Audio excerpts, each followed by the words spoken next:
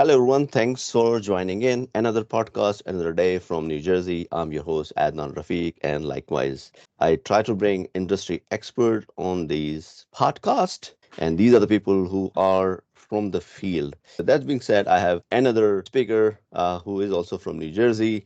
And I have Joe Patti on my podcast. I hope pronounce his last name correctly, but I'll have him introduce himself. But it's a little bit background. Law firm is a vertical across different sectors. So this is also important thing. And with that said, before I hand it over to Joe, our today's topic is about AI. What are the dangerous things of AI? Is it really good, productive, or what are the risks? So let's get into it. So welcome to the show. Welcome to the podcast, Joe. No, thanks, Ed. It's great to be here.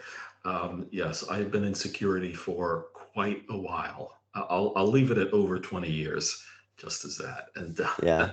yeah, I am in New Jersey. I'm based in been based in New York professionally quite a bit for quite a long time. And yeah, having done that, been a lot of financial services. I've done legal for a bit. And I've actually been trying my hand at podcasting also, and I got to tell you, it's so much more relaxing being a guest. You've really got to do most of the work here. So I just showed Yeah. up. That's fun. I know. Yeah. Exactly. It's a lot of prep. So yeah, I mean, let's get started with with AI. What do you see in the last, I would say, a year or so? I mean, what's your take on that? Let's get started with that, and then we get into more weeds on the topic. Well, AI is really interesting. I mean, we talk about the past year and a half. I guess it's more or less since ChatGPT came out in November of 2022. It's all been, we're really talking about generative AI. AI has been around for quite a while, including in security. There's a tremendous amount of machine learning that's built into things it's generally really good. It's always been good at seeing patterns, which is great if you're an overworked analyst, getting tons of alerts and having lots of logs to go through things. It's pretty much acknowledged that that's impossible to do manually at this point. Yep. We need tools, and we need smart tools, not just basic filters, regular extensions, keyword searches, and all. So it's been doing that, but the generative stuff, I don't know. I just find it absolutely fascinating. Mm, The new stuff that comes out, and at first it was like so amazing, so magical. You can talk to it; it'll do all these things, and then I have seen it do some pretty crazy things, and I've even learned to do some of it myself. But the thing about it is, you say, what's the danger of it? I think the danger of it is, like in a lot of things, is that, well, obviously that it's misused, but even if it's not deliberately, intentionally misused, that it's used incorrectly. And frankly, as I keep going on, and even as I use it and keep learning more about it, I mean, it's not what people think it is. yeah. It doesn't do what people think it does. It's really very, very different. And the underlying technology behind it is completely different than what we're used to. Also, Yeah. No, that's the interesting thing because it also depends, right, as you mentioned, and also the people's the background. Like as you mentioned in the beginning, like okay, for IT folks or security folks, is helping, but so many folks is new. That's especially a generative one, because people are coming from different use cases, accounting, financials, law firm, right? This is something we have not seen it before. And I think this is a lack of education, lack of awareness. And this is, in my opinion, is going to be more danger or misuse of that because for IT and cybersecurity, there has been a pattern for like 10 plus years, whichever we've been seeing that an improvement for security and threat detection and all that. But this area or this kind of technology has not been used in any of the business cases like medical and all that. So that's my feeling is that there is a totally different learning needs to happen, awareness needs to happen, and there will be more surprises. yeah, I agree. I think that's very important because I mean, I think ChatGPT first came out and made a big splash because you'd see just this one line, and they say, ask it anything, whatever, and you ask it, and you get this almost magical answer back, and it's so cool. And so people start thinking, oh, so it's like it's like Google. I can search for everything, just Yeah. better. Or it's like a database that seems to know everything, but I can just ask it in natural language, and it's not that Yeah. at all. And just the idea that it, gives, well, it gives wrong answers. Why does it give wrong answers? Well, because we're so accustomed with IT systems, with computers, that when you ask it something, or when you do something with it, you're running a program, you're running an Mhm. algorithm, and it's something that it says it does this, and hopefully it's been tested well and it does that. So calculator is really simple. You put in your calculator app, you put in numbers, and boom, it's math. It comes back very easy, right? Been Right. around forever. Now, a spreadsheet, same thing. They calculate the columns correctly. A Yeah. word processor does what you tell it to generate the table of contents. It generates it. You Right. have high assurance, as we say in security, that it's doing what Yes. it does. Exactly. And it's been tested and designed to do that. Generative AI does not work like that at all. It's completely different, Yeah. the way it does it. And it's not even a matter of it takes its best guess. It does what it statistically thinks is the most likely thing, Yeah. and that's totally different. We're used to in our systems, when it can't do something, you get feedback. Either it can't do it, or this answer's wrong, or the whole damn thing just crashes. Generative AI doesn't crash. It gives you a really good sounding answer, even if Yeah. it's pure nonsense. Yeah. I mean, yeah, generative piece, what it makes is very unique. Somebody can be very creative and come up with something. That's the whole point. It has like, I don't know, trillions of like exabytes of petabytes of data, as you mentioned, and then it depends who is interacting with that and make the good or bad use of it. So like, are there like out of ID space? Have you heard or seen or come across anything which got your attention? That's something I've not expected. I have not seen it specific to this. Well, I'll tell you, I did a little experiment the other day. I've been playing around with different models and discovered all that stuff. And so I said, let me play with it a little bit. And I was even fooling around with my son. So I got this model, and I said, let me do something that someone might ask. Let me see if I can not even try to trick it, just ask it. I asked it about a person. I said, tell me about this person who's famous in the cryptography world, just big cryptography, whatever. Mhm. And I made up a name, Okay. and it was a ridiculous name. I actually asked it about, tell me about Dick Hertz, the famous cryptographer. And, any of us hear that and we're like, that's ridiculous. Not even from a security thing. You'd say that name is Yeah. the kind of thing that Bart Simpson would like call Moe's Tavern with. It's a ridiculous question. Yeah. Um, the AI doesn't know that, of course. And it not only answered the question, but it essentially created a fictional character Yeah. around this person, probably based on other famous people in the cryptography world or whatever. Hmm. And then I said, okay, let me try again. Let's double down on this. And I said, what about his son? I heard he's famous too. And it was funny. I did this with two models. One of them had said, oh, yes, and his son followed in his footsteps and created this other algorithm. Hmm. And then another model said, well, his son is somewhat of a shadowy figure and there's not much known about him. It Interesting. didn't just say, I'd never heard of him. It said he's a Oh, okay. shadowy figure. I don't know. Um, it's kind of amusing. But unfortunately, what I worry about is that you have people asking it questions like that, and not intending to deliberately mess around with it. But say you ask it something ridiculous, or you ask it something that's, just wrong. It's not necessarily going to correct you. And it ends up that in just doing that, and just getting the prompt and asking a question, I do realize I studied some prompt engineering. I made a lot of mistakes. The question was too open and too vague. Yeah. I asked it to get data out of the model instead of saying, no, look at this Wikipedia page, or look at this page Yeah. and summarize it and go out and find more about this person. I Right. didn't ask it, is that really true? Or cite your sources All and things right. like that. And, I didn't set the temperature. It may very well have been set to I forget whether it's high or low, it was more creative, but whichever, Right. it might have been set more to make stuff up. But people don't know this, No, that's exactly, yeah. I mean, that's it has to be specific. It doesn't have to be open-ended, and that's the one of the I think big question because people just started using it, and to have a more accurate, concise information, you have to be very specific, as you just mentioned, right?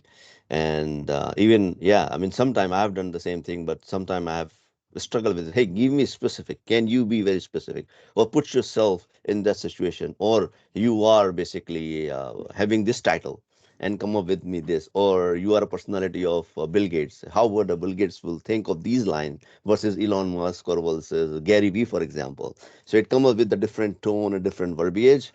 So I've been playing around with that as well because guess what I've learned on internet, it has learned the most famous personalities, how do they think and work and all those based on the information available, so it can give you some different variety of ideas, and that was like quite interesting.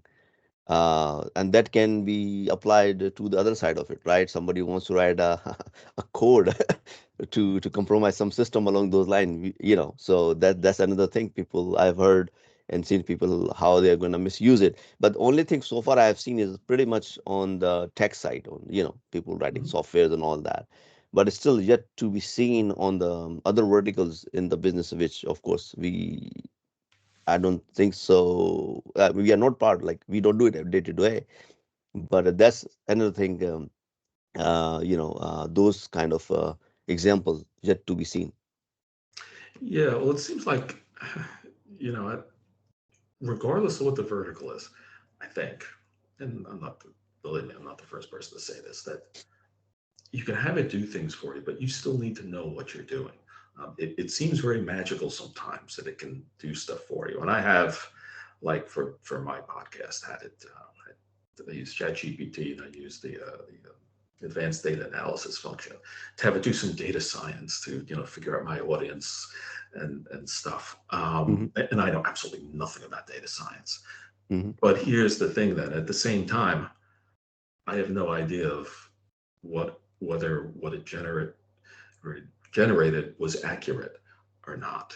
If I ask it a security question or say, build me a presentation on identity and access management, Hmm. or write me an article on cryptography or something and talk about these topics. When I read it, it's saving me the work of doing it, but I know whether it's right or not.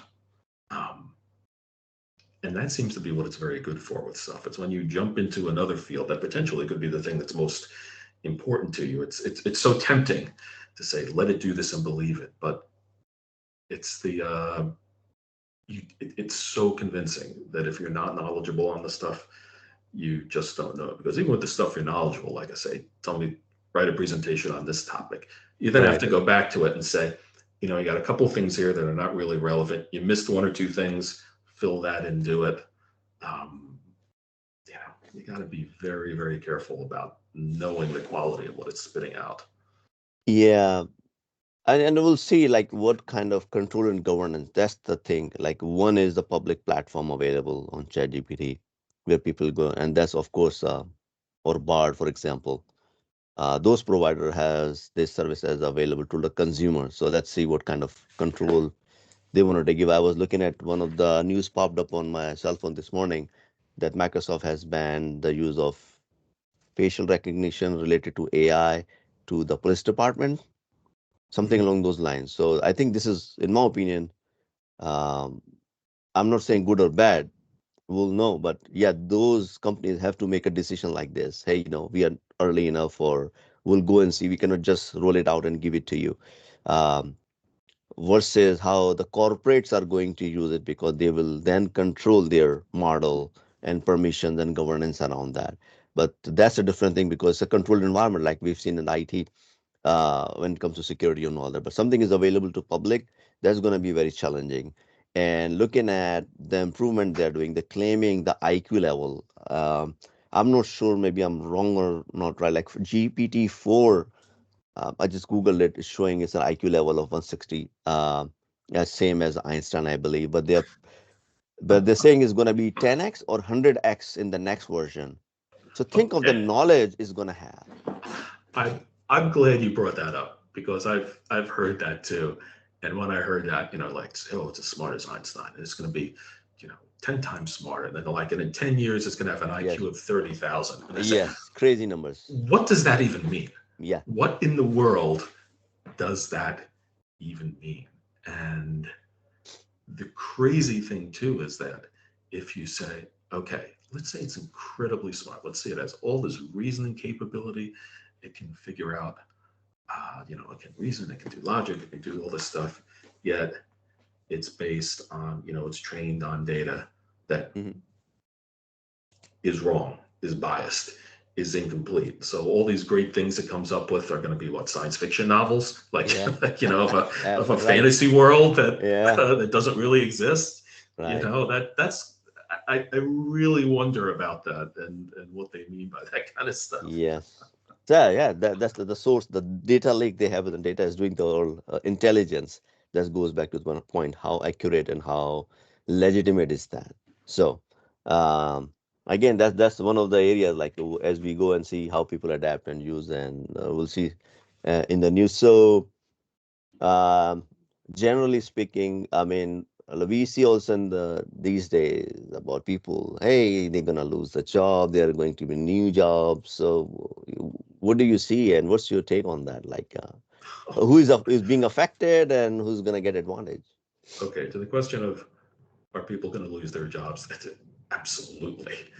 I mean, the reason companies are so big on this, the reason the AI companies are getting such huge valuations and all, is companies are saying, well, it's going to increase productivity. Well, Mm, increasing productivity means they need less people.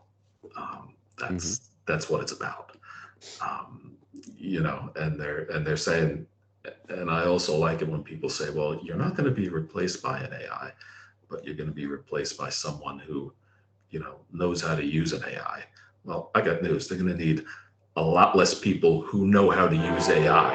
Yeah. That's kind of the point too. On the one hand, it's kind of troubling. On the other hand, it is another case of automation. We've had Right. this, for years. I mean, even manufacturing.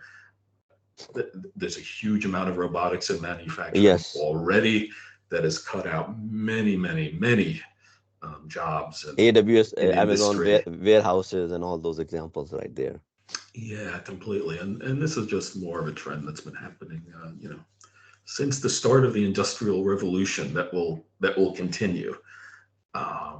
But yeah, are people going to lose their jobs? Yeah, absolutely, of course. Hopefully, I mean, hopefully we'll find something else for them to do. I mean, it would be wonderful if we had the utopia of everything run by robots and we didn't have to work at all. But so far, that's not how it's done. They just make us work harder at other things.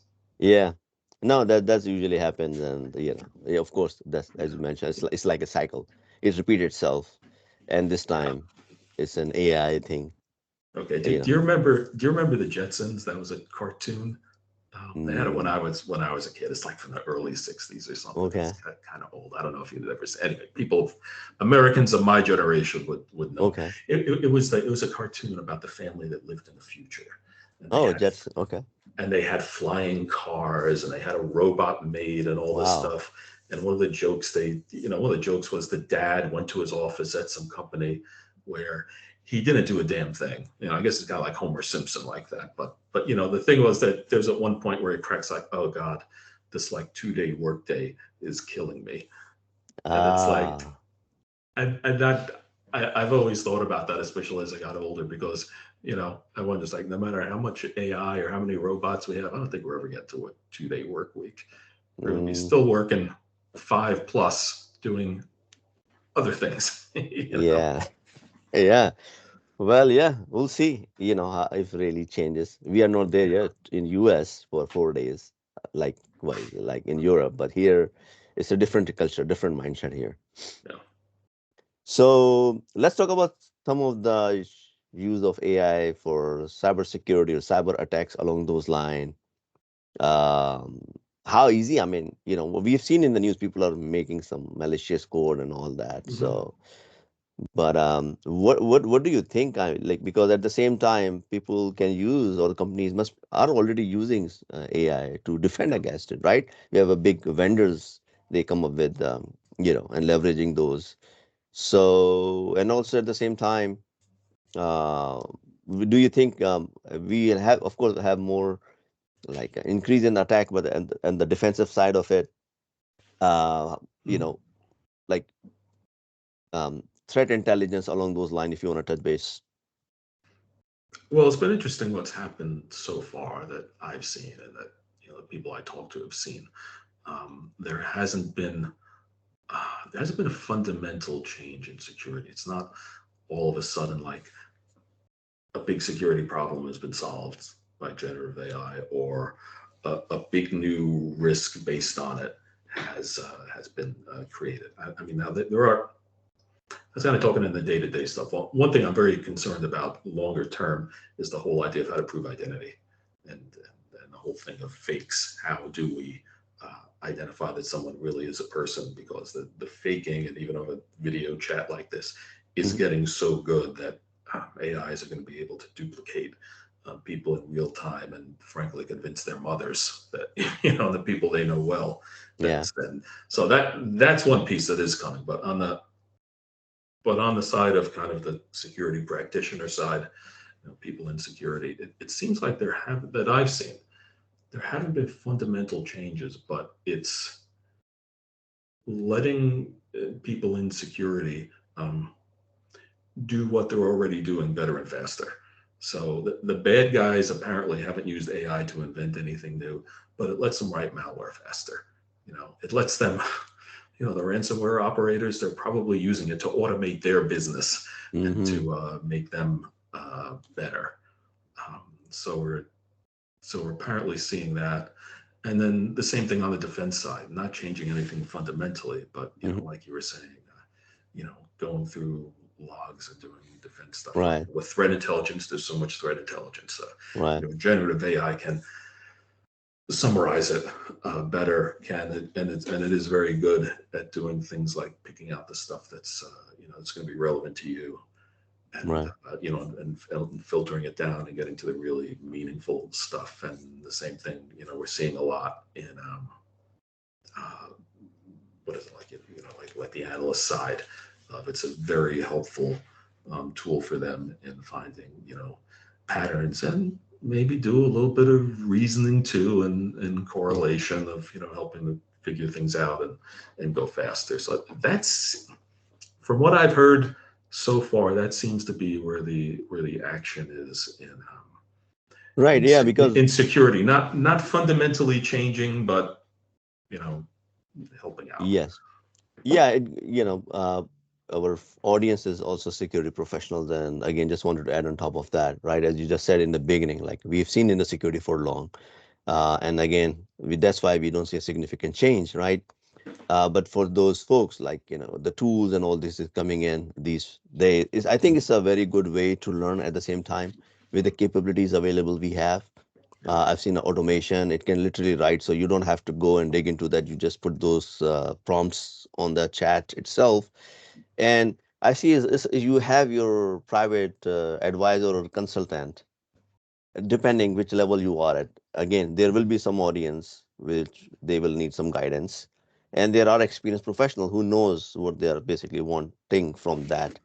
yeah, So that's another good piece from that perspective, and from the learning opportunity, it saves a lot of time and give you the things and the directions. Because the other day I created a customized ChatGPT plugin for career coach in cybersec along those lines. okay, And that was pretty interesting because then I compared putting my questions in that customized created bot versus the other one, and I was like, okay, this is giving something more meaningful. yeah. So, Well, going back a little bit to something that you mentioned right before the training, the idea of helping, essentially helping with context. Um, I think it can be very, very helpful for defenders there, because one of the things is that people listeners may or may not know, is that you get the systems. You buy them, the monitoring systems. They have billions of things, millions of Oh, yes. however many things built in them. Every indicator of compromise imaginable. All these patterns, all this stuff it can detect. It pulls in the threat intelligence that's new.